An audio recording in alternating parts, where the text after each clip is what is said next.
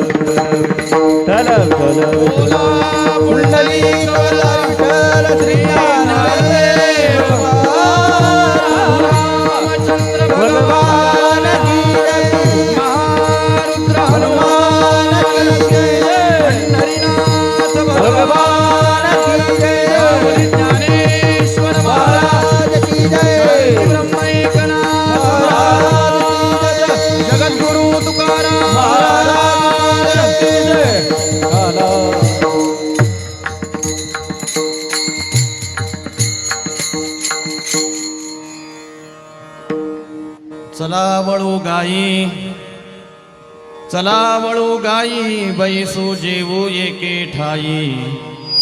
बहु केली वणवण, पायी पिटी झाला शीण.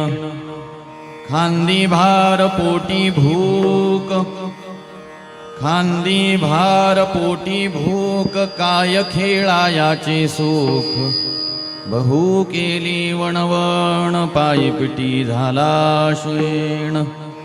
तुका म्हणे धावे, तुका म्हणे धावे, मग अवघे बरवे. बहु केली वणवण, पाय पिटी झाला शीण. पांडुरंगा करो प्रथम नमन, पांडुरंगा करो प्रथम नमन, करो प्रथम नमन. दुसरे चरण संताची, दुसरे चरण संताचे, दुसरे चरण संताचे. त्यांच्या कृपादाने कथेचा विस्तार, त्यांच्या कृपादाने कथेचा विस्तार. बाबाजी सद्गुरुदास तुका, बाबाजी सद्गुरुदास तुका, बाबाजी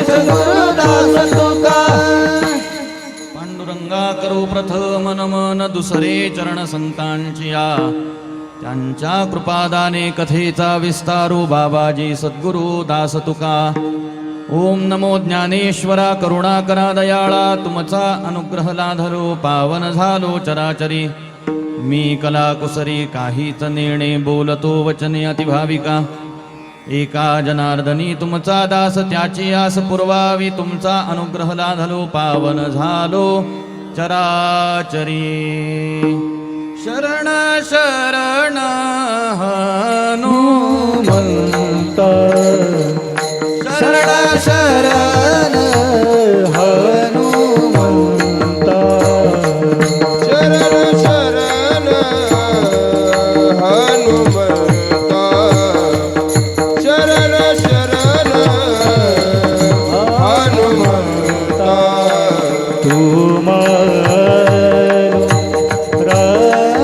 रामदूत रामदूत काय भक्ती सत्यावत काय भक्ती सत्यावत रामदूता तुम्हारो रामदूता काय भक्ती सत्यावत काय भक्ती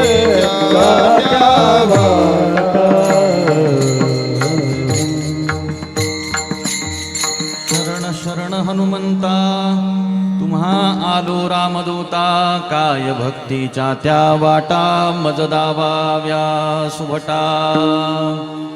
योऽन्तः प्रविश्य मम वाचमिमां प्रसुप्तां सञ्जीवयत्यखिल शक्तिधरस्वधाम्ना. अन्यांश्च हस्तचरणश्रवणत्वगादीन् प्राणान् नमो भगवते पुरुषाय तुभ्यं. चला वळू गायी बैसू जेवू एके ठाई.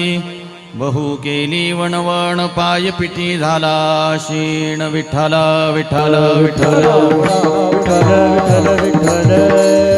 बोला पुंडलिक वरदा विठ्ठल देव पंढरीनाथ भगवान रामचंद्र भगवान पवन सुत हनुमान. विठ्ठल विठ्ठल विठ्ठल. चला वळू गायी बैसू जेवू एके ठाई. बहु केली वणवण पाय पिटी झाला शीण. प्रस्तुत भगवंताच्या आणि साधू संतांच्या परमकृपाशीर्वादाचा परिणाम गेल्या 7 दिवसांपासून हनुमंतरायांच्या या पवित्र प्रांगणामध्ये विराजमान होऊन भक्ती ज्ञान वैराग्य तुमच्या माझ्यामध्ये वृद्धिंगत व्हावे या परम पवित्र हेतून या शुद्ध हेतून भगवंताची अल्पशी सेवा साधू संत महापुरुषांची अल्पशी सेवा तुमच्या माझ्याकडून घडावी यासाठी भगवान प्रभू रामचंद्रांच्या जन्मोत्सवानिमित्त आणि हनुमंतरायांच्या जन्मोत्सवानिमित्त किंवा जयंती निमित्त चालू असलेला आपला हा ज्ञानयज्ञ सोहळा आणि त्या ज्ञानयज्ञ सोहळ्या अंतर्गत गेल्या 7 दिवसांपासून आपण प्रभू श्री रामचंद्रांचं अलौकिक अशा प्रकारचं महापापाचं नाश करणारं चरित्र या ठिकाणावरती आनंदपूर्वक श्रवण करत आलेलो आहोत. आणि भगवंतानी जी आपल्याकडून गेल्या 7 दिवसांपासून ही ज्ञानयज्ञ रूपी सेवा, नामयज्ञ रूपी सेवा, अन्नदान यज्ञ रूपी सेवा जी तुमच्या माझ्याकडून करून घेतलेली आहे, त्या सेवेच्या फलस्वरूप आजची ही काल्याची कीर्तन रूपी सेवा संपन्न करण्यासाठी हनुमंतरायांच्या दरबारामध्ये आपण सारे उपस्थित झालेलो आहोत. विठ्ठल विठ्ठल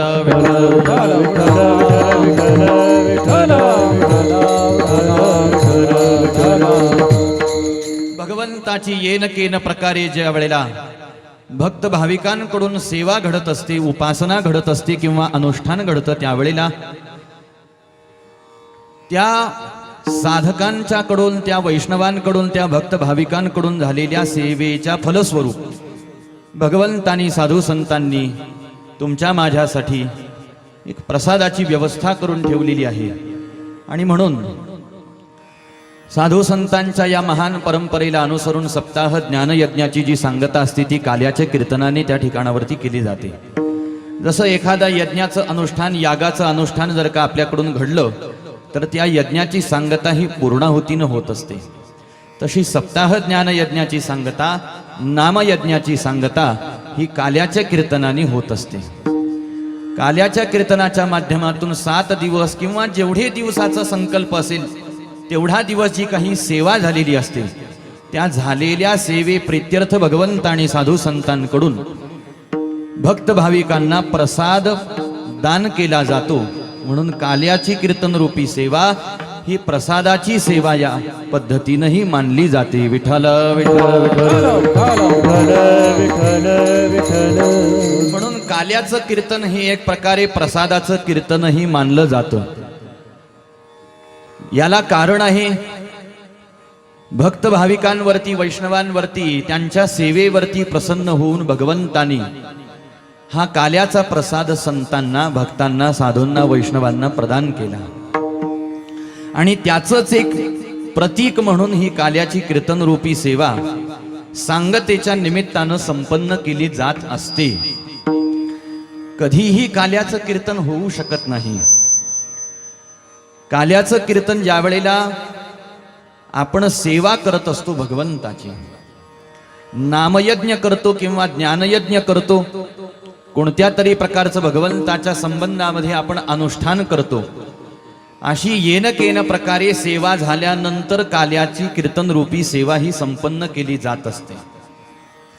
सेवा केल्याशिवाय, भजन केल्याशिवाय हा काल्याचा प्रसाद कोणालाही प्राप्त होऊ शकत नाही.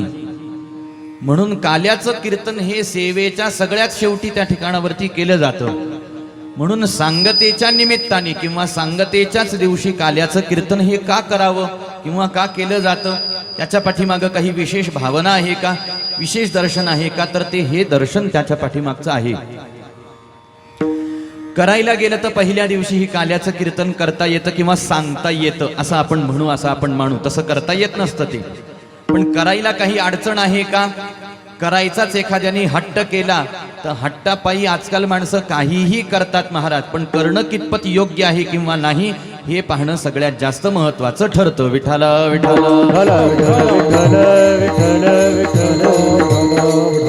म्हणून पहिल्या दिवशीच आम्हाला काल्याचं कीर्तन करायचं आहे असा एखाद्याने हट्ट केला तर तो हट्ट तसं पाहिला गेलं तर युक्तिसंगत नाही किंवा योग्य नाही किंवा उपयोगाचा नाही, किंवा ह्या काल्याच्या कीर्तनाच्या माध्यमातून आपल्याला काल्याचा प्रसाद प्राप्त होत असतो.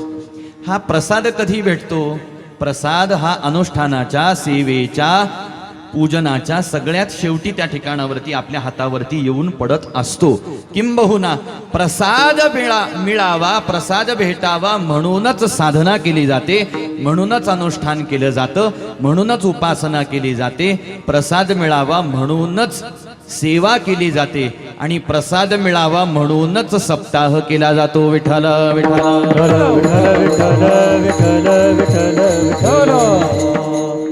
परम भाग्यवान आहोत तुम्ही मी सारे माणसं की या ठिकाणावरती काल्याचा प्रसाद तुम्हाला मला प्राप्त होणार आहे. ही काही सामान्य गोष्ट नाही, ही काही सामान्य उपलब्धी नाही. कोणालाही काल्याचा प्रसाद उपलब्ध होत नसतो, लक्षात घ्या. यातला एक भाव आपण आता पाहिला की जो सेवा करतो त्यालाच प्रसाद उपलब्ध होतो. जो नाम साधना करतो, जो भक्ती साधना करतो, जो अनुष्ठान करतो त्यालाच हा प्रसाद प्राप्त होतो. हा आजचा प्रसाद कुणासाठी आहे? ज्यांनी या अगोदर 7 दिवस इथं ज्ञानयज्ञ अनुष्ठानामध्ये सहभाग घेतला, नामयज्ञ अनुष्ठानामध्ये ज्यांनी सहभाग घेतला, तनाने, मनाने, धनाने आणि सर्व प्रकारे ज्यांनी या ठिकाणावरती सेवा सहकार्य केलं, अशा सर्व प्रकारचं सेवा सहकार्य करणाऱ्यांसाठी हा आजचा प्रसाद आहे. ज्यांनी सेवा केलेली नसते, ज्यांनी अनुष्ठान केलं नाही, ज्यांनी उपासना केली नाही, ज्यांनी नामगायन केलं नाही, ज्यांनी ज्ञान श्रवण केलं नाही, त्यांना हा प्रसाद उपलब्ध होऊ शकत नाही. विठ्ठल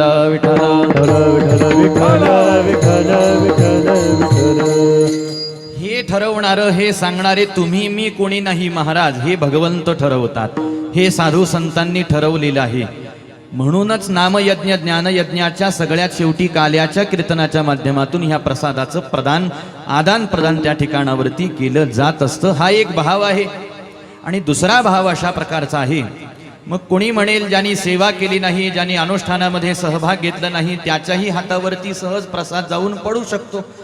कारण इथं तर कोणाला विचारून थोडीच प्रसाद दिला जाणार आहे. तुम्ही होते का हो कथेला, त्याने जर हो म्हटलं तरच प्रसाद द्यायचा, नाही म्हटलं तर प्रसाद द्यायचा नाही. असा काही नियम आहे का? असा काही नियम नाही महाराज. जो मंडपामध्ये येतो प्रसादाच्या वेळेला आला की त्याच्या हातावरती प्रसाद पडतो, पण प्रसादाचं फल पडेल की नाही ते सांगता येत नाही. विठाला विठाला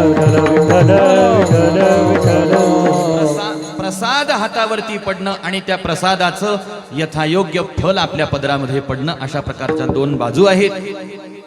शेवटी भगवंताचा प्रसाद मानला, साधू संतांचा प्रसाद मानला, तर तो कोणाच्याही हातावरती सहज येऊन पडला, विनाकारण येऊन पडला, विना सायास येऊन पडला, तरी सुद्धा तो प्रसाद आहे.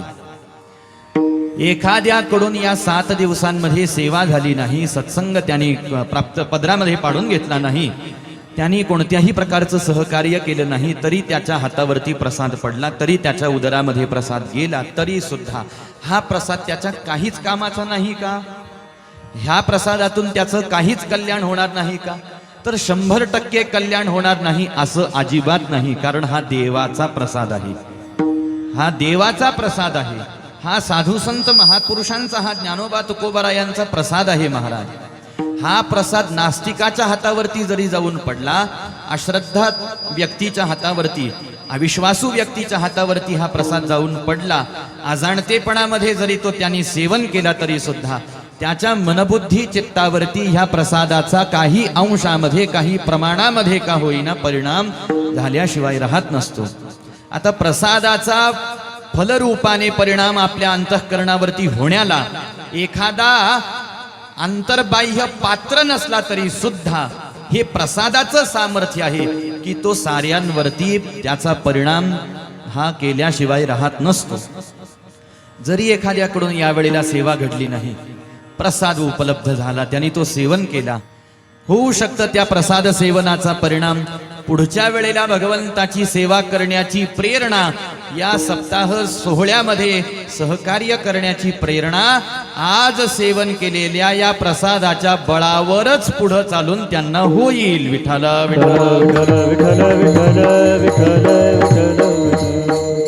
पण मुळामध्ये मुख्य महत्वाचा भाव असा आहे की प्रसादापर्यंत जाणं हे तुमचं माझं सारं ध्येय आहे.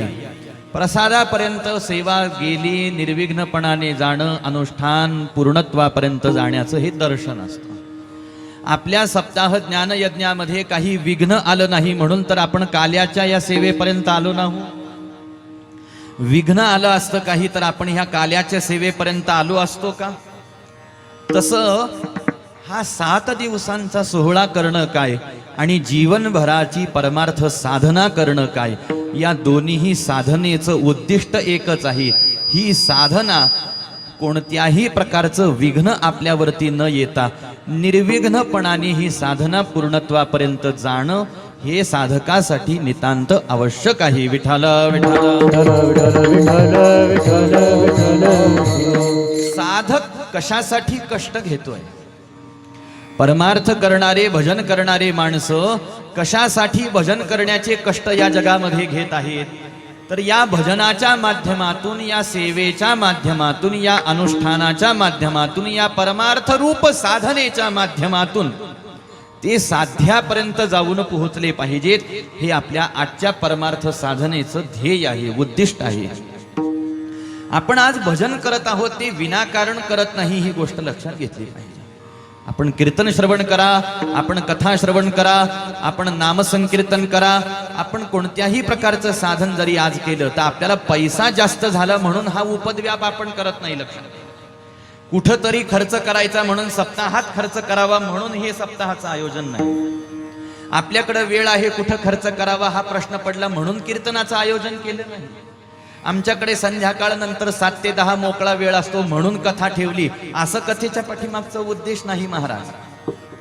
मग आपल्याकडे धन कितीही असलं तरी, वेळ कितीही असला तरी, शरीर सामर्थ्य आपल्याकडे कितीही असलं तरी सुद्धा त्याला कुठंतरी खर्च करायचंय म्हणून परमार्थ साधना नसते, तर परमात्म्याची भगवंताची परिपूर्ण कृपा आपल्यावरती व्हावी किंवा भगवंताच्या चरणापर्यंत आपण जाऊन पोहोचलो पाहिजे, साधू संत महापुरुषांच्या कृपा प्रसादापर्यंत आपण जाऊन पोहोचलो पाहिजे. आणि कशासाठी? तर या प्राप्त नरदेहाचं सार्थक होण्याकरिता आपण त्यांच्या चरणापर्यंत गेलो पाहिजे. आणि हे आपलं ध्येय आहे. आणि या ध्येय प्राप्तीसाठी जी केली जाते ती जीवनभराची परमार्थ साधना असते. विठ्ठल विठ्ठल विठ्ठल विठ्ठल विठ्ठल विठ्ठल विठ्ठल अशा प्रकारची साधना आजपर्यंत अनेक हजारो भक्तांनी केलेली आहे. ऋषी मुनी साधू संतांनी अशा प्रकारची भक्ती साधना केलेली आहे. आणि या साधनेच्या फलस्वरूप ते या परम ध्येयापर्यंत त्या ठिकाणावरती जाऊन पोहोचले. अजून जरा असं लक्षात येण्यासाठी आपण विचार केला, मनुष्य देहामध्ये जन्माला आलेल्या जीवाचं ध्येय काय आहे?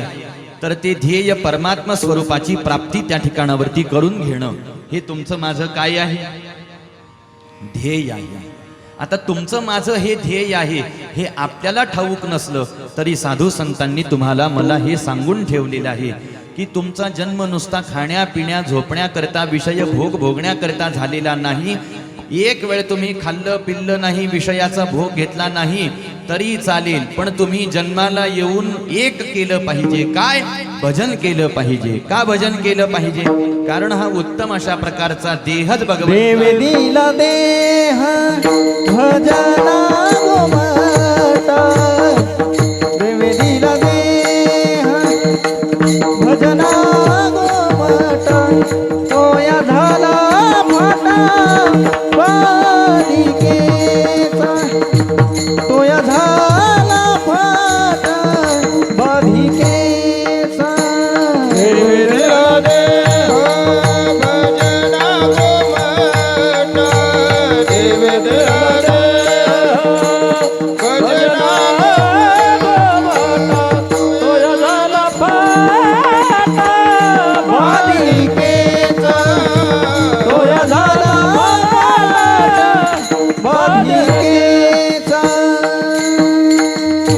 भगवंतानी हा नरदेह तुम्हाला मला कशासाठी दिलेला आहे? तर देवे दिला देह भजना गोमटा, भजन करण्याकरता भगवंतानी तुम्हाला मला हा देह दिलेला आहे.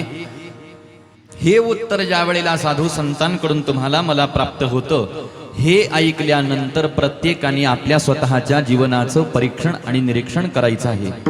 साधू संतांनी आम्हाला सांगत असताना देह का दिला याचं एक कारण सांगितलं. जे कारण त्यांनी सांगितलं ते कारण त्यांनी मनाने सांगितलं का? त्यांना आपल्याला भुरळ पाडायची होती म्हणून साधू संत बोलले का? त्यांना आपल्याला कुठंतरी अंधारामध्ये अडकवून ठेवायचं होतं म्हणून साधू संत बोलले का? माणसांना पारतंत्र्यामध्ये संतांना ठेवायचं होतं म्हणून साधू संत बोलले का? नाही महाराज. याच्या उलट अज्ञानाच्या अंधकारामध्ये खितपत पडलेल्या जनमानसांना ज्ञान प्रकाशाचं दान करण्यासाठी संतांची बोली आहे. विठ्ठल विठ्ठल संतांचा प्रयत्न तुम्हाला मला अज्ञानाच्या अंधकारातून ज्ञान प्रकाशाकडे नेण्याचा आहे. एकतर आपल्याला प्रकाशाकडे साधू संत घेऊन जातील किंवा अशा प्रकारचं साधना आपल्याकडून संत करून घेतील की प्रकाश आपल्याला प्राप्त झाला पाहिजे, अशा प्रकारचा भाव आहे. म्हणून परमात्मा स्वरूपाची प्राप्ती करून घेणं आणि तिथपर्यंत प्रवास करणं हे तुमचं माझं ध्येय आहे. आता परमात्मा स्वरूपाची अनुभूती करून घेण्यासाठी आपल्याला करावी लागत असते साधना, करावी लागत असते उपासना, करावं लागत असतं अनुष्ठान. मग ती आपण काय साधना आणि काय अनुष्ठान, काय उपासना करू शकतो? तर त्या उपासनेचे, अनुष्ठानाचे, साधनेचे पुष्कळ प्रकार आहेत. माणसाच्या प्रकृतीला पाहून, माणसांच्या प्रकारांना पाहून, माणसाच्या शक्ती सामर्थ्याला पाहून, माणसाच्या आवडीनिवडीला पाहून, माणसाच्या इच्छाशक्तीला पाहून देवापर्यंत जाण्याचे असंख्य मार्ग आहेत. अनेक मार्ग आहेत, नाना प्रकारचे मत मार्ग आहेत, महाराज पंथ आहेत.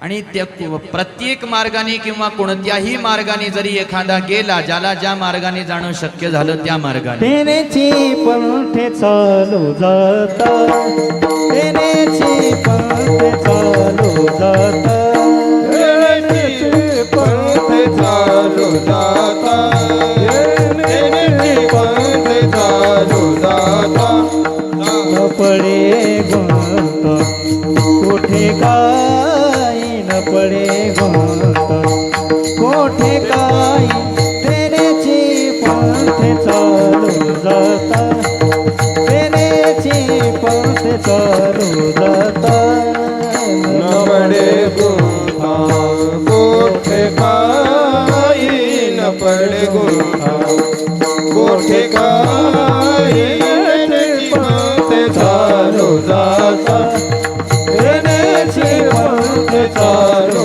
जाता. अनेक मार्ग आहेत, अनेक पंथ आहेत. ज्याला योग मार्गाने जाणं शक्य झालं, ते योग मार्ग ही देवापर्यंत नेणारा, ज्ञान मार्ग ही देवापर्यंत नेणारा, कर्म मार्ग ही देवापर्यंत नेणारा आहे. आपण कलियुगामध्ये जीवन जगत आहोत महाराज. आपल्या साधनाचा आणि आपण ज्या मार्गावरून जायला पाहिजे त्या मार्गाचा विचार केला तर योग मार्गाने जाणं आपल्याला अवघड आहे, ज्ञान मार्गाने जाणं आपल्याला अवघड आहे, कर्म मार्गाने आपल्याला जाणं अवघड आहे. म्हणून आपल्यासाठी साधू संतांनी एक सोपी वाट करून ठेवलेली आहे आणि ती वाट आहे भक्तीची. तुका म्हणे सोपी केली पायवाट. आणि ह्याच वाटेवरून साधू संत चालून गेले, जी नामाची वाट आहे महाराज, जी कथा कीर्तनाची वाट आहे. म्हणून या वाटेने जात असताना तेनेची पंथे चालू जाता, न पडे गुंता कोठे काही, अशा प्रकारचं वर्णन केलेलं आहे. शेवटी कोणत्याही मार्गाने आपण गेलो तरी सुद्धा भगवंतापर्यंत जाऊन पोहोचू शकतो. पण जायचं आहे की नाही हा प्रश्न आहे. देवापर्यंत जायचंय का आपल्याला? आता याचं उत्तर हो द्यावं का नाही द्यावं का माहीत नाही हे द्यावं, अशी 3 उत्तर मनामध्ये येण्याची शक्यता आहे. देवापर्यंत जायचंय म्हटलं तर काही माणसं म्हणतील कशाला जावंच लागेल का? आणि मग देवाकडे जायचं म्हणजे हे सगळं इथलं सोडावं लागेल ना. ज्याला हे सगळं सोडायची भीती आहे समजून जावं, त्याला अजून देवाकडे जायची इच्छा झालेली नाही. ज्याला देवाकडे जायची इच्छा झाली त्याचा या सगळ्यांमध्ये जीव अडकतच नाही. विठाला विठाला त्याला कितीही विषय भोग त्याच्या समोर आपण ठेवले तरी सुद्धा अष्टभोग भोगणे माते नाही चाड. का चाड नाही? कारण भक्ती प्रेम गोड लेले गे माये किती वो शिकवाल. अशा प्रकारची धारणा त्या भक्ताची असते. भाव एवढाच आहे थोडक्यामध्ये, परमात्म स्वरूपापर्यंत जाणं हे मनुष्य जन्माचं त्या ठिकाणावरती ध्येय आहे. आणि काल्याचा प्रसाद हे त्याचंच आपल्याला दर्शन करून देणारं त्या ठिकाणावरती प्रतीक आहे. जिथं जीव आणि शिव एकरूप होतात, ज्या पद्धतीनं काल्याचा प्रसाद हा दही आणि लाही असे 2 पदार्थ एकत्र करून तयार केला जातो असं वर्णन आहे. आता प्रांत भेदानुसार नाना ठिकाणावरती अनेक प्रकारे काल्याचा प्रसाद विविध पद्धतीनं तयार केला जातो. पण तरी सुद्धा दही आणि लाही सर्वसामान्यतः ह्या एकत्र करून हा काल्याचा प्रसाद तयार केला जातो. संतांनी काल्याच्या प्रसादाचं वर्णन करतानाही वेगवेगळ्या प्रकारे वर्णन केलं. काही ठिकाणावरती संतांनी काला खाऊ दही भात, दही भाताचा काला वर्णन केला. त्याच्यानंतर हरिनामाचा खिचडी काला, हरिनामाचा खिचडी काला, हरिनामाचा खिचडी काला, हरिनामाचा खिचडी काला, हरिनामाचा खिचडी काला, हरिनामाचा खिचडी काला, हरिनामाचा खिचडी काला, हरिनामाचा खिचडी काला. प्रेमे मोहिला साधने, प्रेमे मोहिला साधने, हरिनामाचा खिचडी काला.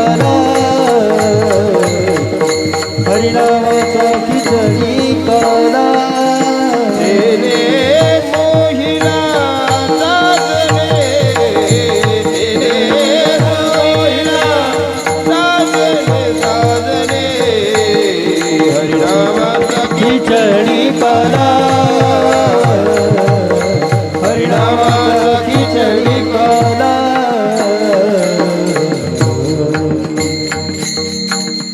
हरिनामाचा खिचडी काला प्रेमे मोहिला साधने असे नाना प्रकारे काल्याचं या ठिकाणावरती संतांनी वर्णन केलेलं आहे वेगवेगळ्या प्रकारे. परंतु परमात्म स्वरूपाला जाऊन पोहोचणं याचाच अर्थ काल्याचा प्रसाद प्राप्त होणं आहे असं ते जीवशिवाच्या एकत्वाचं अभेदत्वाचं अद्वैताचं त्या ठिकाणावरती दर्शन ह्या काल्याच्या प्रसादाच्या माध्यमातून संतांनी करून दिलेलं आहे की इथं जशी ती दही आणि लाही एकत्र झालेली आहे ना तसा जीव आणि शिव हे दोघही जण एक झाले पाहिजेत, एकरूप झाले पाहिजेत. मुळात ते एकच असतात. देव आपल्यापासून काही वेगळा किंवा भिन्न अशा प्रकारचा नाही. आपण जीव ज्याला म्हणतो, जे आपण जीवरूपाने आहोत ते आपण देवाचेच अंश आहोत महाराज. पण याचा विसर तुम्हाला मला पडलेला आहे.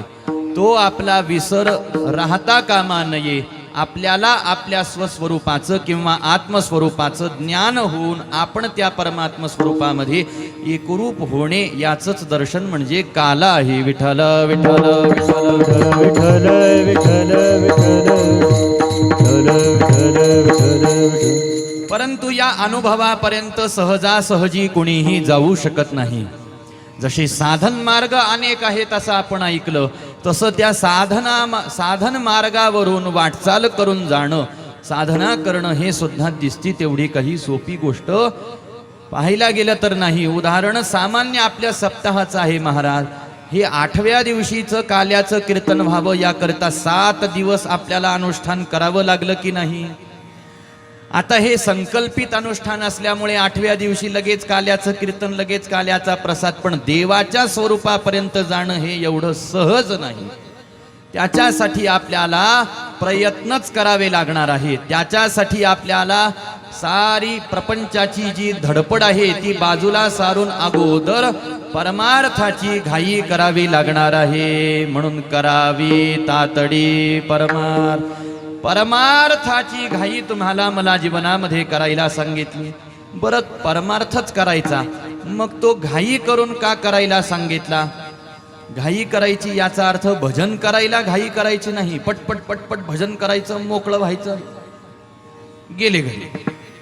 तशी घाई करायला नाही सांगितली. परमार्थामध्ये प्रवेश करण्याची घाई करायला सांगितलेली आहे. विठ्ठल विठ्ठल घाई यामुळं करायला सांगितली, गडबड यामुळं करायला सांगितली की आपल्या जवळ वेळ कमी आहे. अगोदरच आपण उशिरा, त्यात आपल्याकडं वेळ कमी आहे. वेळेची मर्यादा आहे. या वेळेची मर्यादा म्हणत नाही महाराज मी, कारण मला माहित आहे तुम्हाला कोणाला काही गडबड नाही. आपण आता 1-2 वाजेपर्यंत जरी असे बसून राहिलो तरी काही हरकत. आणि गरमीचंही काय मला चिंता वाटत होती. हे काल म्हटले महाराज 12 पर्यंतचा विचार करा, कारण गरमी होणार आहे. पण आता हे कूलर लावले, मी कूलर पाहिले म्हटल्यावर मला असं वाटतं आता काही 12ला थांबायची गरज. विठ्ठल विठ्ठल फक्त झोपू नका एवढी कृपा करा. विठ्ठल विठ्ठल घाई करायची आहे महाराज तुम्हाला मला याला, कारण आपल्या जवळ वेळ कमी आहे. हा वेळ कमी आहे का जास्त आहे त्या वेळेचा विचार नाही चालला. या देहाला जो वेळ प्राप्त झालेला आहे हा वेळ आपल्याकडे फार कमी आहे. म्हणून आपल्याला याची गडबड करणं नितांत आवश्यक आहे असा भाव. ठीक, साधना करण्याची आपल्याला आवश्यकता आहे, साधन मार्गावरून जाण्याची आवश्यकता आहे. पण साधना आपण काय करायला पाहिजे? काय केलं म्हणजे आम्हाला हा सहजासहजी प्रसाद प्राप्त होईल? हा प्रसाद साधू संतांना प्राप्त झाला. त्यांना साधना गुरुकृपेनं त्या साधनेचा बोध झाला. त्यांनी ती साधना केली. पण आम्हाला हा काल्याचा प्रसाद मिळावा. अगोदरच आम्ही आजपर्यंत ऐकताना असं ऐकलंय की हा काल्याचा प्रसाद एवढा काही सुलभ नाही. हा काल्याचा प्रसाद कसा आहे म्हटले, देव दुर्लभ आहे. देव दुर्लभ आहे म्हणत असताना नुसत्या स्वर्गातल्या देवांना दुर्लभ आहे असं नाही, तर वैकुंठामध्ये सुद्धा हा काला काय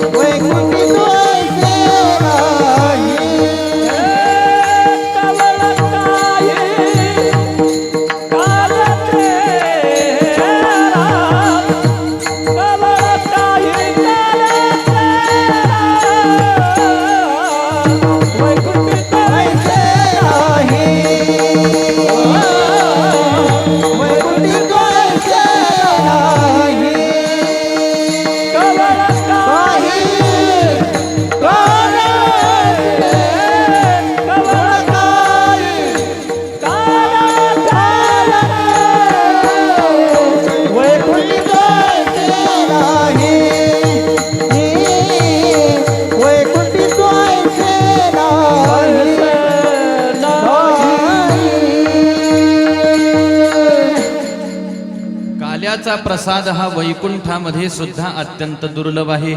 स्वर्गामध्ये राहणाऱ्या देवादिकांनाही हा काल्याचा प्रसाद दुर्लभ आहे.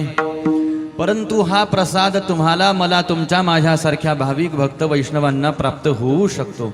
म्हणूनच काही भाविक या प्रसादाचं महात्म्य त्या भाविकांनी ऐकलं की अरे हा देवांना दुर्लभ असणारा वैकुंठामध्ये दुर्लभ असणारा काल्याचा प्रसाद आम्हालाही खायला मिळाला पाहिजे.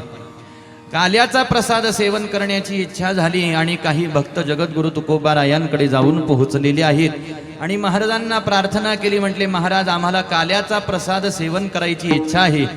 तुम्ही हा प्रसाद प्राप्त करून घेतलेला आहे. हा प्रसाद आम्हाला जर सेवन करायचं असेल तर काय करावं लागेल म्हटले. त्यावेळेला त्याचं उत्तर जगद्गुरु तुकोबारा या अभंगाच्या पहिल्या चरणात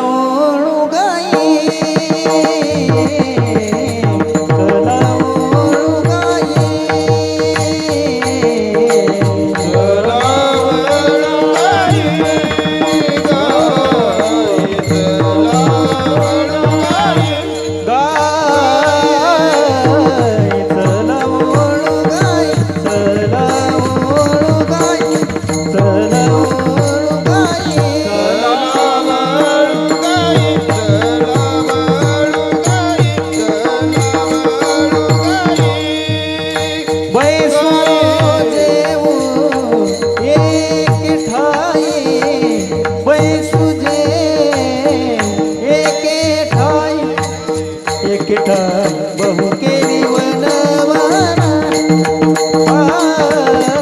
बहु केली वनवाना बहु केली वनवाना बैसुजे एके ठाई बैसुजे एके ठाई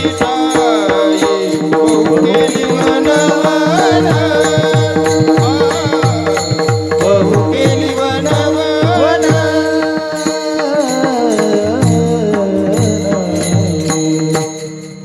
काल्याचा प्रसाद आम्हालाही सहज उपलब्ध झाला पाहिजे.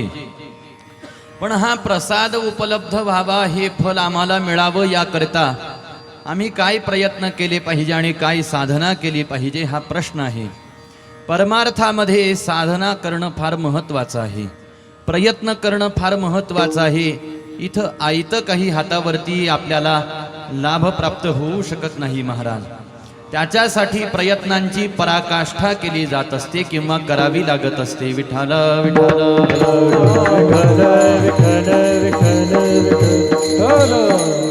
प्रयत्नपूर्वक परमार्थ आपल्या जीवनामध्ये करणारा जो साधक किंवा व्यक्ती आहे तो भाग्यवान समजला गेलेला आहे. सहजासहजी भजन घडतंय परमार्थ घडतोय म्हणून करणारे या जगामध्ये पुष्कळ आहेत. कथा आहे ऐकायची आयती संधी मिळाली म्हणून ऐकली जाते. ऐकणारे अनेक, कीर्तन ऐकणारे अनेक आहेत. पण प्रयत्नपूर्वक ऐकणारे, गाणारे, भजन करणारे या जगामध्ये फार विरळे असतात. आणि ज्या वेळेला हे प्रयत्न करणारे साधू संतांना दिसतात त्यावेळेला साधू संतांना त्याचा अतीव आनंद होतो. आणि मग अशा प्रयत्न करणाऱ्यांनाच संतांचं वाङ्मयाच्या माध्यमातून आपल्या वचनाच्या माध्यमातून सांगणं ही उपदेश आहे. महाराज लक्षात घ्या. ज्याला करायची इच्छा नाही, करण्याची भावना नाही, त्याला संतांचं सांगणं नाही. आता सांगून सांगून सांगून सांगून इच्छा नसणाऱ्यांच्या मनात इच्छा उत्पन्न होते हा भाग वेगळा आहे. पण मुळामध्ये साधन मार्गाचं दर्शन करून देणं हे त्यांच्यासाठी आहे जे परमार्थ मार्गाला लागलेले आहेत. प्रयत्नपूर्वक तळमळीनं परमार्थ साधना करत आहेत. आणि लक्षात घ्या परमार्थ करणं म्हणजे काय? कृती तीच राहते महाराज. फक्त अंतःकरणाची जी आपली भावना आहे ना ही भावना शुद्ध असली पाहिजे. या अंतःकरणामध्ये भगवत भेटीची तीव्र उत्कंठा पाहिजे, तीव्र तळमळ पाहिजे. जशी तळमळ स्वतः जगद्गुरु तुकोबारा यांच्या मनामध्ये होती.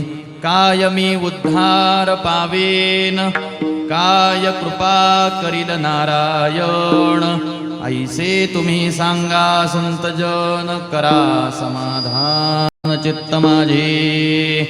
अर्थात ही अंतःकरणाची ज्या वेळेला उत्कंठा वाढते, तळमळ वाढते, ही वाढणं परमार्थामध्ये फार आवश्यक आहे की नाही? मला सुद्धा या भजनाच्या माध्यमातून भगवंताची हरीची कृपा संपादन करून घ्यायची आहे आणि मी ती करेन, मी ती केल्याशिवाय राहणार नाही. आणि मग ती कशी करता येईल मला, त्याच्यासाठी असतात साधनेचे सायास, साधनेचे प्रयत्न. मग काय साधना करावी, त्यावेळेला महाराज अभंगाच्या पहिल्या चरणामधून सांगतात की चला वळू गायी. आपण गायी वळू म्हणतात. चला, आपल्या ज्या गायी इकडं तिकडं सगळीकडं वनामध्ये गेलेल्या आहेत, या प्रत्येकाने आपल्या आपल्या गायी आता वळून आणायच्या आहेत. याचं असंही एक दर्शन केलं गेलं की गोकुळामध्ये भगवंतासोबत गायी चारण्यासाठी गोपाळ जायचे. आता हे गोपाळ सकाळपासून वनामध्ये गेलेले असायचे, अशी दुपारची वेळ झालेली असायची आणि मग दुपारी साऱ्या गोपाळांना ज्या वेळेला भूक लागायची, महाराज खाण्याची इच्छा व्हायची, त्यावेळेला भगवंतांना हे सारे गोपाळ प्रार्थना करायचे. परंतु साऱ्यांना प्रसाद सेवन करायचं आहे तरी सुद्धा आपल्या आपल्या गायी ज्या वनामध्ये इकडं तिकडं आपण सोडलेल्या आहेत त्या तशाच सोडून काही चालणार नाही.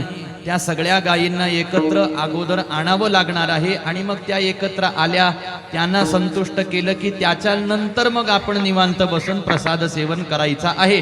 असा हा क्रम ठरलेला होता महाराज. जसा क्रम ठरलेला आहे तसं करावं लागणार आहे. म्हणून अगोदर पहिली ही एक अट घातलेली आहे की चला वळू गायी. चला म्हटले आपण सारे जण आपापल्या गायी वळून आणू. आता गायी वळून आणू हा नुसता गोपाळांना उपदेश केलेला नाही, गोपाळांच्या माध्यमातून भक्त किंवा जगद्गुरु तुकोबारायांनी त्यांच्या समोर असलेल्या भाविकांना हा उपदेश केला नाही, तर त्यांच्या माध्यमातून तुम्हाला मला सगळ्यांना हा उपदेश केलेला आहे. कुणी म्हणेल हा उपदेश आम्हाला का केला, आम्ही काय गाय चारणारे आहोत का, आम्ही काय गोपाळ आहोत का, आम्ही काय गोवळे आहोत का. आमच्याकडे बरं असलो तरी सुद्धा आमच्याकडे चारायला गायी थोडी आहे. बरं मग आम्ही आमच्या गायीच नाही, मग वळून काय आणायचं हा प्रश्न आहे ना. विठाला विठाला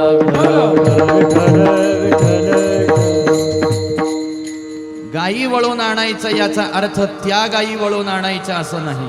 विठाला विठाला विठ्ठल विठ्ठल विठ्ठल गाय अर्थात इंद्रिय रूपी गायींना तुम्हाला मला वळवून आणायचं आहे. वळवून आणायचं म्हणजे कुठून वळवून आणायचं, सगळे इंद्रिय तर आपापल्या जागेवरती आहेत. हाताला काही कुठं जायची काही करायची इच्छा झाली म्हणजे शरीरापासून गळून पडतो, कुठंतरी काहीतरी काम करून मग पुन्हा येऊन बसतो, असं थोडीच हाताचं आहे. पायाला कुठं जावं वाटलं पाय निघून जातात, त्यांना जिथं फिरून यायचं तिथून फिरून पुन्हा आपल्या जागेवरती बसतात, असं थोडीच आहे. सगळ्यांची इंद्रिय आपल्या आपल्या जागेवरती आहे, त्यांना कुठून वळून आणायची गरज नाही. मग चला वळू गायी असं का म्हणत आहेत, असं म्हणण्याचं कारण आहे महाराज की ही इंद्रिय यांची ही जागा सोडत नसली तरी सुद्धा आचरणाच्या दृष्टीनं हे इंद्रिय कसे आहेत, स्वैराचारी झालेले आहेत. स्वैराचारी झालेले आहेत याचा अर्थ काय आहे, तर हे सारे इंद्रिय रात्रंदिवस आपल्या आपल्या विषय भोगांचं सेवन करण्यामध्ये गुंतून त्या ठिकाणावरती पडलेले आहेत. डोळ्यांना दृश्य हा विषय प्राप्त झालेला आहे, कानांना श्रवण हा विषय प्राप्त झालेला आहे, जिव्हेला म्हणजे वाचेला 2 विषय प्राप्त झालेले आहेत. एक विषय रस विषय आहे, दुसरा विषय बडबड करणे आहे महाराज. असे हे सारे विषय साऱ्या इंद्रियांना प्राप्त झालेले आहेत आणि आपले सारे इंद्रिय रात्रंदिवस विषय भोगांमध्ये रंगलेले आहेत किंवा रमलेले आहेत आणि स्वैराचारी झालेले आहेत. स्वैराचारी झालेले आहेत याचा अर्थ सारे 10 ही इंद्रिय 11 मन त्यांना वाटेल त्या विषयांचा यथेच्छ अहोरात्र उपभोग घेत आहेत. परंतु हा विषयांचा उपभोग घेतल्याने या शरीरामध्ये राहणाऱ्या जीवात्म्याचं जरासही कल्याण होणार नाही. या जीवाचं कल्याण व्हावं असं जर का वाटत असेल तर इंद्रिय जे विषयांच्या आहारी गेलेली आहेत, स्वैराचारी झालेली आहेत, स्वतंत्र झालेली आहेत, अशा त्या स्वैराचारी झालेल्या इंद्रियांना आपल्याला आपल्या ताब्यामध्ये घेणं नितांत आवश्यक आहे. म्हणूनच या इंद्रियांना ताब्यात घेण्याचा पहिला प्रयत्न परमार्थ करणाऱ्या साधकांनी करायला पाहिजे. विठाला आणि जे इंद्रिय ज्या ज्या विषयांमध्ये रममाण झालेले असतील त्या त्या विषयांमधून किंवा त्या त्या विषयांपासून त्यांना वळवून एका ठिकाणावरती आणायचं आहे. एका ठिकाणावरती आणायचं आहे. म्हणजे कुठं आणायचं आहे? तर भगवंत नावाचा विषय त्यांना द्यायचा आहे. लक्षात घ्या. हातांना काहीतरी विषय, भौतिक विषय आहे, डोळ्यांना भौतिक विषय, कानांना भौतिक विषय, मुखाला भौतिक विषय, हातांना भौतिक विषय, पायाला भौतिक विषय. आता या विषयांच्या सेवनाने या जीवात्म्याचं कल्याण होणार नाही, ही गोष्ट आपल्या लक्षात राहणं फार आवश्यक आहे. माणसाला विषय भोगामध्ये फार सुख वाटतं, पण हे सुख भासमात्र आहे, भासमान आहे. हे भोगत असताना जरी आपल्याला सुख वाटत असलं, आनंद वाटत असला, समाधान वाटत असलं, तरी सुद्धा हे विषय विषासमान आहेत महाराज. हे सेवन करताना गोड लागतात, पण परिणामी अत्यंत दुःखकारक, क्लेशकारक अशा प्रकारचं या विषयांचं स्वरूप आहे. विठ्ठल विठ्ठल. म्हणून या इंद्रियांना, या मनाला विषयांमध्ये लोळू द्यायचं नाही, रममाण होऊ द्यायचं नाही. ते होतात हा भाग वेगळा, याला कारण आहे. या इंद्रियांना विषयांचा चाळा लागलेला आहे महाराज, नाद लागलेला आहे, छंद लागलेला आहे. आणि या इंद्रियांना जो विषयांचा नाद लागलेला आहे, त्या इंद्रियांना त्या विषयांपासून बाजूला करण्याचा प्रयत्नच परमार्थाचं एक स्वरूप आहे. म्हणून इंद्रियांना त्या त्या विषयांपासून बाजूला करणे, ओढून आणणे, वळवून आणणे, यालाच चला वळू गायी असं म्हटलं गेलेलं आहे. गोनाम इंद्रिय आहेत महाराज. विषयांमध्ये गुंतून पडलेल्या आपल्या या इंद्रियांना वळवून आणायचं आहे आणि एका जागेवरती यांना स्थिर करायचं आहे. कुठं यांना स्थिर करायचं आहे? तर भगवंतामध्ये यांना स्थिर करायचं आहे. मग डोळ्यांना कोणा? देवाच्या रूपामध्ये स्थिर करायचं. कानांना भगवंताच्या गुणश्रवणामध्ये स्थिर करायचं आहे. नाकाला भगवंताच्या चरणावरती वाहिलेल्या तुलसी पत्राचा गंध घेण्यामध्ये स्थिर करायचं आहे. वाणीला भगवंताचं नाम घेण्यामध्ये स्थिर करायचं. पायाला भगवंताची, हाताला भगवंताची पूजा करण्यामध्ये आणि पायाला भगवंताच्या धामाकडे वाटचाल करण्यासाठी त्या ठिकाणावरती स्थिर करायचं. या इंद्रियांच्या अधीन जर का जीव राहून जीवन जगत असेल तर तो स्वतःचा घात करून घेतो आहे. एका बाजूला मी भजन करतो, परमार्थ करतो, कथा ऐकतो, कथा श्रवण करतो असं म्हणणारा, कीर्तन श्रवण करतो असं म्हणणारा, मी परमार्थ करतो आहे, भक्ती करतो आहे असं म्हणणारा, आणि दुसऱ्या बाजूला सर्वांगाने इंद्रियांच्या अधीन जर का असेल तर त्यांनी एका बाजूला कितीही भजन केलं तरी सुद्धा या जन्मामध्ये त्याचा उद्धार होणं अत्यंत अवघड आहे. विठ्ठल विठ्ठल.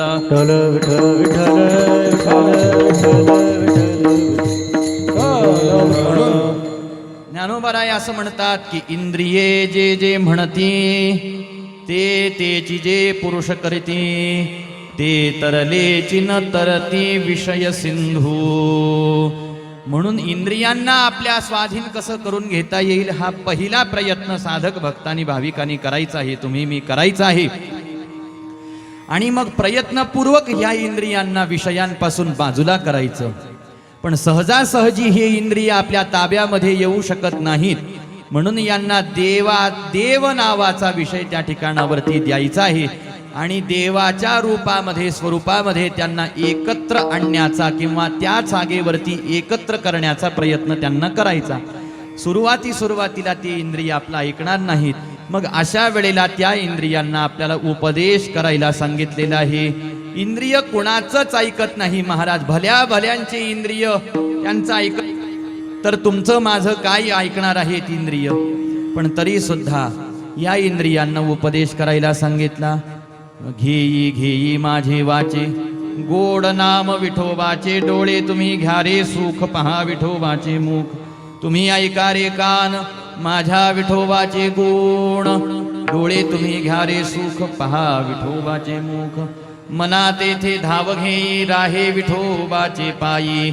असा इंद्रियांना उपदेश केलेला आहे महाराज. आणि हाच उपदेश प्रत्येकाने आपल्या आपल्या इंद्रियांना करायचा. यालाच गायी वळवून आणणे असं म्हणतात. ह्या गायी वळवून आणल्या, ही इंद्रिय आपले विषयांमध्ये आसक्त झालेली त्यांना परावृत्त केलं, बाजूला केलं विषयांपासून. मग कुठं एकत्र आणायचं? तर त्याचं उत्तर परमात्म स्वरूपाच्या ठिकाणी, भजनाच्या ठिकाणी, देवाच्या ठिकाणी त्यांना एकत्र आणायचं आहे. आणि तिथं ती एकत्र आल्यानंतर मग बैसू जेवू एके ठाई, इथं एकत्र येणं, इथं बसणं आणि जेवण करणं, या 3 गोष्टी तुम्हाला मला सांगितलेल्या आहेत. एकत्र यायला पाहिजे, पण एकत्र हे कशासाठी यायला पाहिजे? तर भजन करण्यासाठी एकत्र यायला पाहिजे, परमार्थ साधन करण्यासाठी एकत्र यायला पाहिजे, धर्मकार्य करण्यासाठी एकत्र यायला पाहिजे. या जगात एकत्र येणाऱ्यांच्या संख्या पुष्कळ आहेत, पण एकत्र येणारे कोणत्या कारणाने आणि कोणत्या निमित्ताने एकत्र येतात ते पाहणं जास्त महत्वाचं आहे. धर्म पालन करायला सारे जण एकत्र येतात का धर्माचा नाश करण्यासाठी एकत्र येतात? कथा कीर्तन श्रवण गायन करण्यासाठी एकत्र येतात की चालू असलेलं कथा कीर्तन श्रवण बंद करण्यासाठी एकत्र येतात? हे पाहणं जास्त महत्वाचं असतं. म्हणून तुम्हाला मला एकत्र यायला सांगितलं, एका जागेवरती यायला सांगितलं आणि एका जागेवरती येऊन बसायला सांगितलं आणि जेवायला सांगितलं. एक होणे, बैसू जेवू एके ठाई, एकत्र येणं आणि एकत्र बसणं, एका जागेवरती बसणं, याचा भाव आपण पाहून झालो की परमात्मा स्वरूपाच्या ठिकाणी त्यांना एक करणं आणि तिथं बसणं, याचा अर्थ त्यांना एकत्र करून सोडून द्यायचं नाही, तर तिथं त्यांना स्थिर करायचं, चिंतन करायचं. चिंतन का करायचं? तर चिंतने चिंतने तद्रूपता. अखंड ज्या वेळेला परमात्म स्वरूपाचं चिंतन एखादा जीव, एखादा भक्त भाविक करायला लागतो, ह्या चिंतनानंतरच त्याचा निधिध्यास लागत असतो. विठाला विठाला निधिध्यास नावाची जी पायरी आहे, या पायरीपर्यंत जाण्यासाठी बसणं गरजेचं आहे. बसणं याचा अर्थ स्थिर होणं आहे. आणि मग जेवण येतं, एक येणं, बसणं आणि जेवणं. आता आपण एक आलेलो आहोत, बसलेलो आहोत, आता काय बाकी आहे? विठाला विठाला विठाला विठ्ठल विठ्ठल विठ्ठल विठ्ठल बोला पुंडलिक वरदारी विठ्ठल, सिद्धार्थदेव प्रभु रामचंद्र भगवान, पवन सुत हनुमान, विठाला विठाला. आता फक्त जेवायचं बाकी आहे. परंतु हे जेवण काय आहे महाराज? या जेवणाचे सुद्धा अनेक प्रकार आहेत, या भोजनाचे सुद्धा अनेक प्रकार आहेत. पण आपल्या सामान्य प्रकारामध्ये जर का पाहिलं तर एकच भोजनाचा प्रकार आहे. कालही आपण कथा चिंतनामध्ये पाहिलं की मांसाहार करू नये, शाकाहार करायला पाहिजे, अशा प्रकारचा भाव. पण याच्यात 2 वर्ग पडतात, काही शाकाहारी माणसं, काही मांसाहारी माणसं, म्हणून जेवणाचे 2 प्रकार आहेत असं म्हणावं लागतं. मुळात तसं म्हणायची काही गरज नाही, पण आमच्यासारख्यावर तसं म्हणायची वेळ येते, म्हणून जेवणाचे 2 प्रकार. तर दुसरा प्रकार सोडून देऊ महाराज. एक प्रकार सामान्य प्रकार शाकाहार, जे सामान्य आपण जेवण करतो, ते भाजी भाकरीचं जेवण आहे महाराज, ते एक जेवण. आणि संतांनी या माध्यमातून एक जेवण सांगितलेलं आहे. ते जेवण काय आहे? तर ते जेवण आहे ब्रह्मरसाचं. आपण सारे एकत्र येऊ, एकत्र बसू, एका ठाई बसू आणि एके ठाई बसून काय करू? म्हटले सेवू ब्रह्मरस आवडीने. आपण हा ब्रह्मरसाचं जेवण करू म्हणतात, कारण ह्या शरीराला धष्टपुष्ट करण्यासाठी हा सामान्य भाजी भाकरीचा आहार सांगितलेला आहे. पण आत्म्याला संतुष्ट करण्यासाठी ब्रह्मरसाचंच जेवण तुम्हाला मला करायला सांगितलेलं आहे. विठाला विठाला विठ्ठल विठ्ठल विठ्ठल विठ्ठल. ह्या सामान्य भाजी भाकरीच्या सेवनाने आपलं शरीर जिवंत राहील, टिकून राहील, धष्ट राहील, पुष्ट राहील, पण आत्मतत्व संतुष्ट होईल त्याने, हे काही सांगता येत नाही. ह्या आत्मतत्वाला संतुष्ट करण्यासाठी ब्रह्मरसाचंच भोजन पाहिजे. पण ब्रह्मरसाचं भोजन करणं ही सामान्य जीवाच्या भूमिकेवरची गोष्ट नाही महाराज, लक्षात घ्या. हे ब्रह्मरसाचं जेवण संतांचं आहे. संत कोणतं जेवण करत असतील, कोणता प्रसाद घेत असतील, तर ते ब्रह्मरसाचं जेवण करतात, ब्रह्मरसपान अखंड करत असतात. तुमचं माझं तिथपर्यंत जाणं होण्याकरताच हा सगळा साधनेचा सायास, हा सगळा साधनेचा खटाटोप तुम्हाला मला सांगितलेला आहे. असो, हा प्रसाद आम्हाला प्राप्त व्हावा याकरताच पहिल्यांदा चला वळू गाई, मग बैसू जेवू एके ठाई. आपल्याला हा प्रसाद आता सेवन करणं, जेवण करणं नितांत आवश्यक आहे. आतापर्यंत आपल्याला हा काही प्रसाद उपलब्ध झाला नाही. हा प्रसाद आपल्याला या जन्मामध्येच प्राप्त करून घ्यायचा आहे. याला कारण काय आहे? अभंगाच्या दुसऱ्या चरणात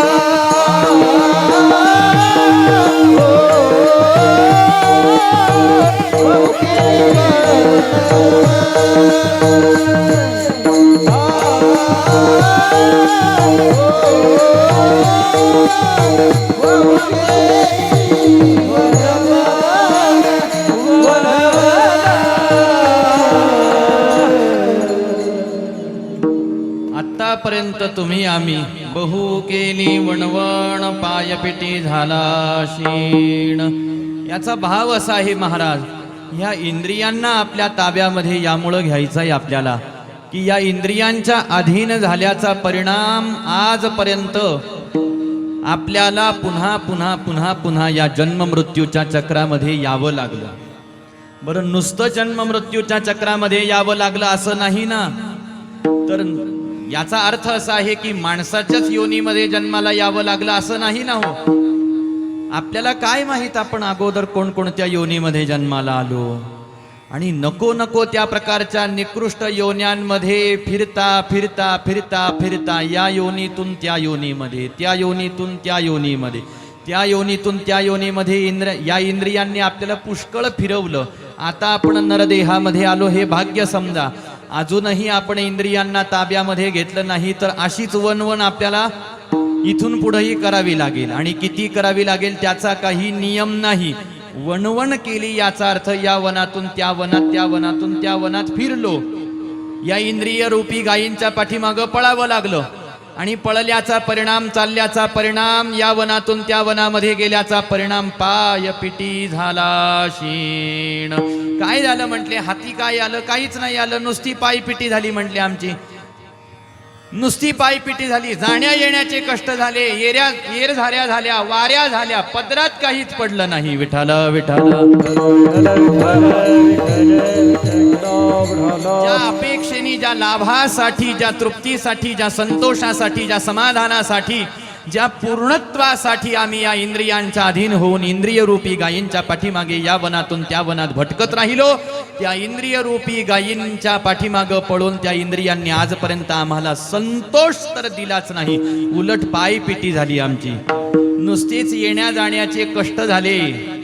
आणि हे येण्या जाण्याचे आजपर्यंत जे कष्ट झालेले आहेत, एवढंच नाही तर अजून याच्या सोबत एक अडचण आलेली आहे, ती अभंगाच्या 3ऱ्या चरण.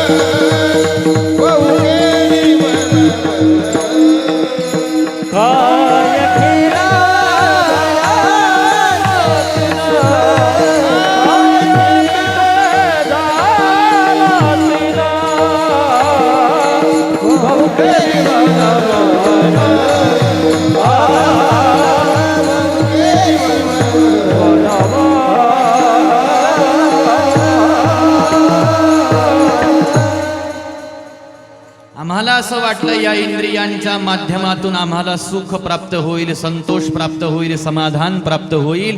पण जेवढं जेवढं इंद्रियांच्या माध्यमातून आम्ही विषय भोग घेण्याचा प्रयत्न करत आलो आजपर्यंत, आमच्या मनाला काही समाधान मिळालं नाही. इंद्रियांच्या अधीन होऊन अहोरात्र जीवनभर विषय भोग भोगणाऱ्या जीवाला समाधान भेटतच नसतं. न जातु कामः कामाना मुपभोगेन शाम्यते हविषा कृष्णवर्त्मेव भूय एवाभिवर्धते. भागवतामध्ये असं वर्णन आलेलं आहे की या वासनेच्या आहारी किंवा अधीन जाऊन मनुष्य जेवढा वासनेचा भोग घेईल, विषयांचा भोग घेईल, माणसाला असं वाटतं की मला समाधान, संतुष्टी प्राप्त होईल, परमानंद प्राप्त होईल, माझा आनंद पुन्हा नाहीसा होणार नाही. पण तसं होत नाही. अग्नीमध्ये किती इंधन टाकावं म्हणजे अग्नी शांत होईल बरं? इंधन टाकतच राहिलो तर अग्नी आपला शांत होणार नाही. तसं इंद्रियांच्या अधीन होऊन विषया भोगांच्या माध्यमातून सुखप्राप्तीचे किती प्रयत्न करावेत म्हणजे जीवाला सुख, समाधान आणि संतुष्टी प्राप्त होईल, तर ती प्राप्त होऊ शकत नाही. हे प्राप्त होऊ शकत नाही म्हणूनच आज हे सारे भक्त जगद्गुरु तुकोबारायांकडे आलेले आहेत आणि त्यांच्या हे लक्षात आलेलं आहे, किंबहुना तुकोबाराय ही जाणीव करून देत आहेत की पहा, खांदी भार, आपल्या खांद्यावरती हे ओझं आहे, पोटी भूक, आणि मग खांद्यावरती हे कर्माचं ओझं असताना आणि पोटामध्ये सुखाची अपेक्षा, अभिलाषा असताना हा जो संसार प्रपंच रूपी जो खेळ मांडलेला आहे, या खेळ खेळण्याचं काही सुख आपल्याला भेटेल का हो? या खेळाचं आपल्याला सुख भेटू शकत नाही का? खेळात लक्ष त्या वेळेला लागेल ज्या वेळेला हे भरलेलं असेल, आणि हे भरलेलं असून काही उपयोग नाही. या खांद्यावरचा भार हलका पाहिजे महाराज. म्हणून खांदी भार, हा भार निघून जाणं आवश्यक आहे.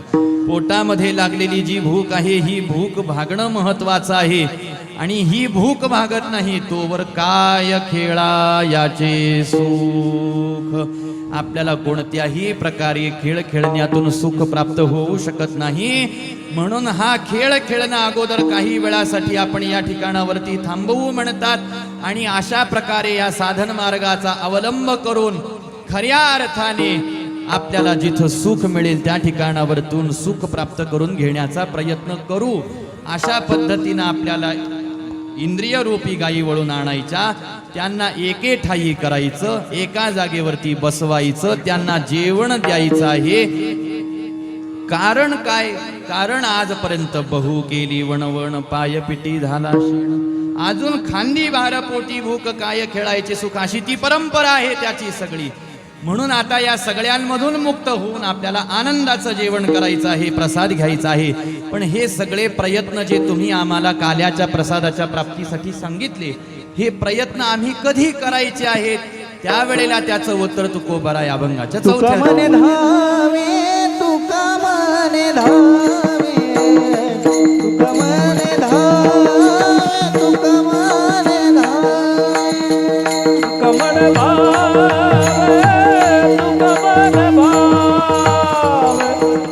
तुका मन भावे, तुका मन भावे. मग आवगे वरवे, मग आवगे वरवे. बहु केली वन वरवे, बहु केली वन मग मग वरवे, मग वगे वरवे. बहु केली वनवन, बहु केली वन. हे पाया पीठी धारसी,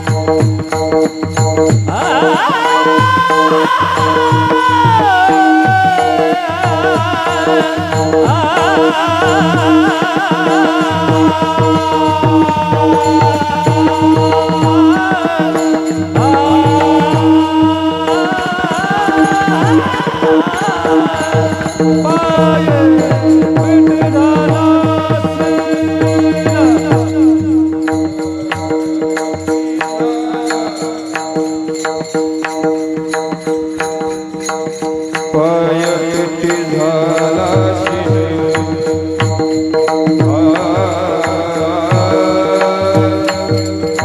आ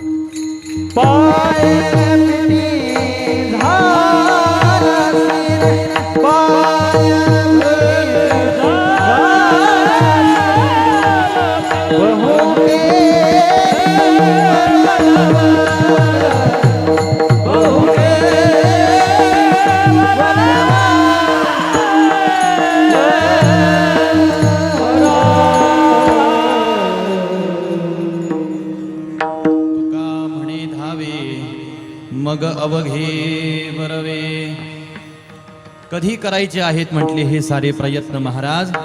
तुम्ही आम्हाला इंद्रियांना अधीन करायला सांगितलं, स्वतःच्या इंद्रियांना ताब्यामध्ये घ्यायला सांगितलं, आणि जे त्या पुढचा जो सारा हा क्रम सांगितला, ही सारी साधना, ही सारी उपासना कधी करायची आहे? पुढच्या जन्मामध्ये आम्ही केली तर चालेल का? अजून काही वर्षांनी आम्ही केली तर चालेल का? अजून भोग भोगू द्या म्हटले आम्हाला. ज्या वेळेला भोग भोगून संतुष्ट होऊ त्याच्यानंतर आम्ही हे परमार्थाचे प्रयत्न केले तर चालतील का? त्यावेळेला सांगितलं हे प्रयत्न तुम्हाला सांगितलेले आहेत, हे सारी साधना करायला सांगितलेली आहे, हे काही उद्यापासून करू, नंतर करू, पुढच्या वर्षीपासून करू, 5 वर्षांनी 10 वर्षांनी करू, नाही या जन्मात जमलं तर पुढच्या जन्मात करू म्हणून सांगितलेलं नाही. हे सगळं सांगण्याला कारण आहे, ही सगळी साधना ऐकल्यानंतर संकल्प करायला पाहिजे की मी हे सारं आत्तापासूनच या ठिकाणावरती करायला आरंभ करेल. आणि ही सारी साधना करण्यासाठी आपल्याला घाई करायची आहे. तुका म्हणे धावे, घाईनं ही सारी साधना आपल्याला आरंभ करायची आहे म्हटले, कारण आपल्याला उशीर झालेला आहे. यावेळेला घाईनं आपण हे सारं साधन करायला आरंभ करू, त्यावेळेला कुठं जाऊन शेवटी सरते शेवटी ही शाश्वती आहे की मग अवघे बरवे. पण त्याच्यासाठी आपल्याला अतिशय घाईपूर्वक कल करे सो आज करे सो अब पल में परलय हो जाएगा फिर करेगा कब. आणि हे सारं सामर्थ्य, हे सारं मनोबळ आपल्याला इंद्रियांना ताब्यामध्ये, मनाला ताब्यामध्ये घेण्याचं मिळावं याकरता सहजासहजी सोपं साधन भगवंताचं नाम आहे. म्हणून आनंदाने काही क्षण साऱ्यांनी भगवंताच्या नामाचं संकीर्तन करायचं आहे. विठोबा रखुमाये, विठोबा रखुमाये, विठोबा रखुमाये,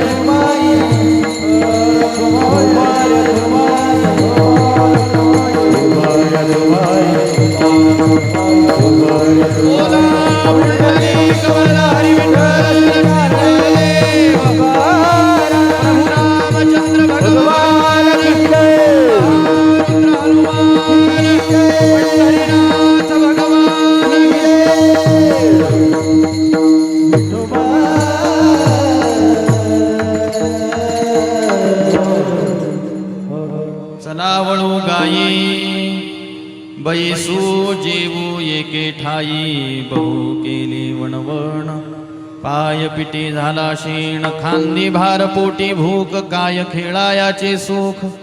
बहु केली वणवण पाय पिटी झाला शेण, तुका म्हणे धावे मग अवघे बरवे. बहु केली वणवण पाय पिटी झाला शेण. प्रस्तुत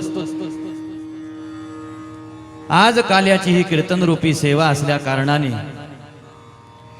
आणि याचा विशेष नियम असा आहे की आजच्या काल्याच्या कीर्तनाच्या प्रसंगाच्या वेळेला चरित्र ते उच्चारावे केले देवे गोकुळी. गोकुळामध्ये भगवंतानी जे लीला चरित्र केलेलं आहे त्या लीला चरित्राचा उल्लेख झाला पाहिजे, त्या लीला गायन वर्णन झाल्या पाहिजेत, श्रवण झाल्या पाहिजेत. भगवंताने द्वापार युगामध्ये अवतार धारण केलेला होता. हा अवतार भगवंतांना घेण्याला कारण धर्मरक्षावया अवतार घेसी आपुल्या पाळीसी भक्तजना. भगवंत धर्माच्या रक्षणासाठी अवतार वारंवार घेतात, प्रत्येक युगामध्ये, प्रत्येक कालावधीमध्ये जसा तसा. त्याही वेळेला द्वापार युगामध्ये कंस, शिशुपाल, दंतवक्त्र इत्यादी असुरांचा विनाश करण्यासाठी भगवंतांनी कृष्ण रूपामध्ये अवतार घेतला. गोकुळामध्ये भगवंत जाऊन पोहोचले नंदबाबा यशोदाई साहेबांना सुखाचं दान भगवंतानी केलं. गोपिकांना सुखाचं दान करण्यासाठी दही दूध तूप लोण्याच्या चोऱ्या भगवंतानी गोकुळामध्ये केल्या. गोपाळांना सुखाचं दान करण्यासाठी भगवंतानी वनामध्ये जाऊन गायींचा सांभाळ एका बाजूला करत असताना अघासुर बकासुर तृणावर्त इत्यादी असुरांचा विनाश कालियाचं मर्दन केलं. गोपाळांसोबत नानाविध प्रकारचे खेळ खेळून गोपाळांना सुखाचं दान केलेलं आहे. आणि त्याच गोपाळांना परमसुखाचं दान करण्यासाठी भगवंतानी काल्याच्या प्रसादाचं नियोजन केलेलं आहे. साऱ्या गोपाळांना आपापल्या घरून शिदोरी भगवंतानी आणायला सांगितली. ती सारी शिदोरी एकत्र केली गेली. गोलाकार मंडल करून सारे गोपाळ विराजमान झाले. कमळाच्या फुलाप्रमाणे साऱ्या गोपाळांच्या बसण्याची त्या ठिकाणी व्यवस्था केली गेली. मध्यभागी भगवंत विराजमान झाले आणि हातावरती प्रसाद घेतला आणि साऱ्या गोपाळांना भगवंतानी प्रसाद दान केला. स्वतःच्या हाताने गोपाळांना हा काल्याचा प्रसाद खाऊ घातला. देवतांना हा प्रसाद सेवन करायची इच्छा झाली. मासोळीचं रूप घेऊन देवता यमुनेच्या जळामध्ये आल्या, पण तरी सुद्धा देवतांना तो प्रसाद सेवन करण्याचा लाभ प्राप्त झाला नाही. एवढे सारे गोपाळ भाग्यवान होते. जो प्रसाद भगवंतानी द्वापार युगामध्ये गोकुळात साऱ्या गोपाळांना प्रदान केला, तोच प्रसाद कलियुगामध्ये चंद्रभागेच्या वाळवंटामध्ये पांडुरंग परमात्मा साऱ्या साधू संत वैष्णव भक्तांना दान करतात. भानुदास गीती गात प्रसाद देतो पंढरीनाथ. किंवा एक चिटाळी झाली चंद्रभागे वाळवंटी, माझा ज्ञान राजा गोपाळांसी लाह्या वाटे. हा काल्याचा प्रसाद देण्याचा अधिकार भगवंताचा आहे. दुसरा अधिकार संतांचा आहे आणि त्याच संतांनी आपल्याला हा प्रसाद या माध्यमातून उपलब्ध करून दिला. ज्या संतांच्या कृपेतून हा प्रसाद उपलब्ध झाला, जरासं त्यांचं नाम संकीर्तन करू. ज्ञानेश्वर माऊली.